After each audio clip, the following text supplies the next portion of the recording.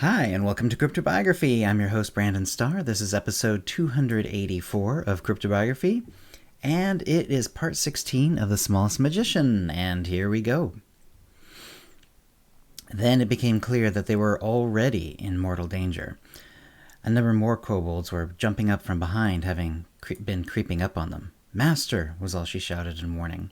She stumbled away as at least 24 missiles of different kinds arced towards Donegal. The shield around him flashed and sparked.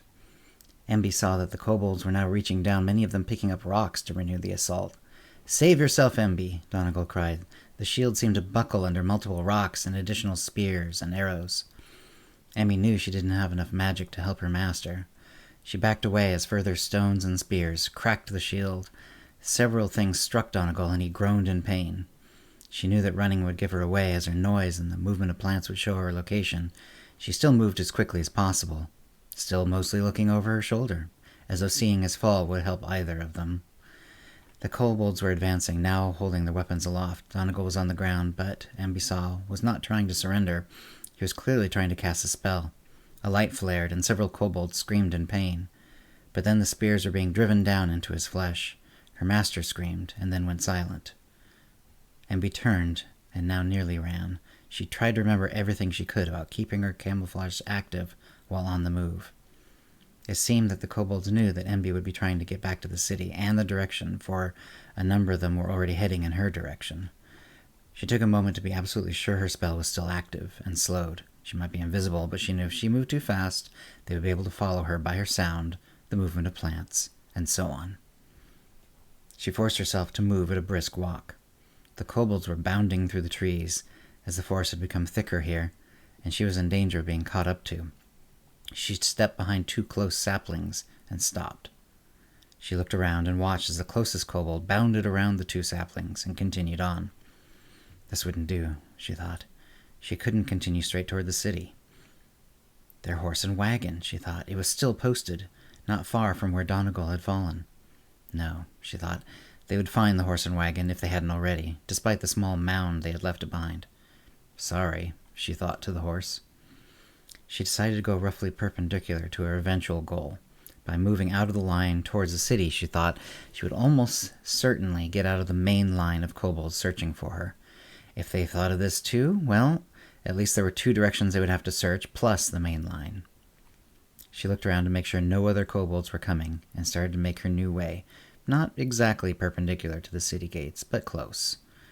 Soon there were no noises of running kobolds to be heard at all, though she strained her ears. She slowly turned back towards the city, and, taking minor paths she had some familiarity with over the years, soon found herself with city walls rising over her. The gates were quiet and open as the city was at peace. Though there wasn't a terribly large garrison guarding the gates, a group of kobolds of the size they'd been attacked by would soon find itself overwhelmed.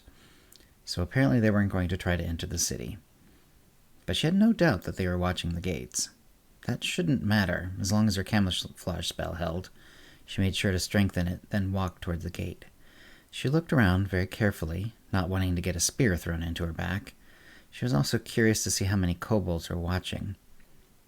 But that was being far too optimistic. She didn't really doubt that there were kobolds watching the gate, but she could not see them. She just started to feel the cooling ripples of relief as she entered the city. The assassins were all dead, except for 1 kobold who wouldn't be able to enter the city openly, and the warband of kobolds wouldn't be able to enter without causing havoc. But then she remembered there was a wagon driver as well. He had driven away from the confrontation. She didn't know if he knew about the kobolds, but couldn't assume he didn't. Also, he would have gotten into the city before her, and even though the driver perhaps didn't know he was carrying 5 assassins, and therefore would not have anyone to report to, there could be people watching for his arrival, whether he knew it or not. Thus, she should assume that the church was being notified even now that the wagon had arrived, without the assassins. What would the church do? No doubt try to find out what happened. But would they do anything to Donegal's house? Attack it? Send another assassin? Watch it? Watch it at the very least, she decided, so she would have to be careful, but also quick. There might be a window of time for her to act. She kept up her camouflage, taking a moment to find a bit of spare raw magic and pull it in to continue the spell. Then she struck out for her home. How long would it be her home now? Donegal, she did not doubt, was dead. He had no son, no close relatives in the city. Would the city take the house? Did he have a will? She almost laughed aloud.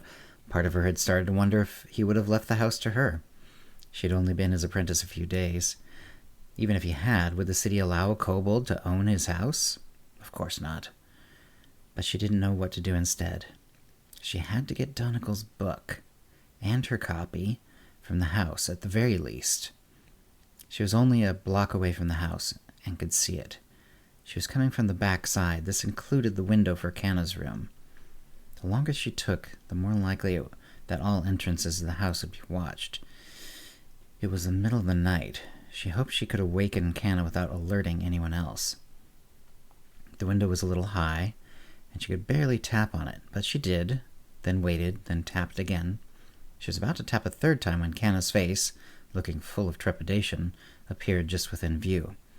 No time to do anything but take a chance.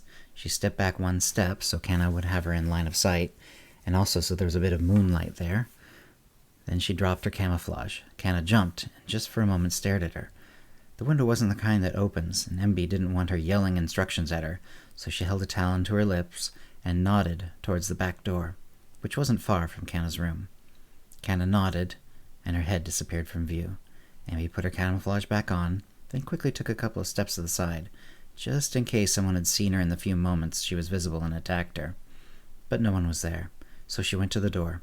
Canna opened it and stepped back, apparently expecting Emby to enter invisibly. "Thanks," she whispered as she entered, and Canna closed the door behind her. "Bar it," Emby advised, and became visible. "Then let's make sure all the windows and doors are barred as well as we can make them." They did so, being done with the work in only a minute, as this was mostly confirmation work. Donegal and Emby had made sure the house was mostly secure before they left. And that's the end of the episode for this week. Got a fair bit of writing done, even though it was Thanksgiving and all, but lots going on, lots of changes in the story, of course. Hope you're enjoying it. If you have any comments or questions about this episode or previous episodes, CryptoBiography@gmail.com, or hit us up on Facebook or Twitter, and also now on Mastodon. I do have a Mastodon, and it's easily searchable using CryptoBiography as a search field, in the search field. And thanks for listening. Words and Music, copyright 2022, CryptoBiography LLC, all rights reserved. Characters and events are fictional, fictionalized, or satirical.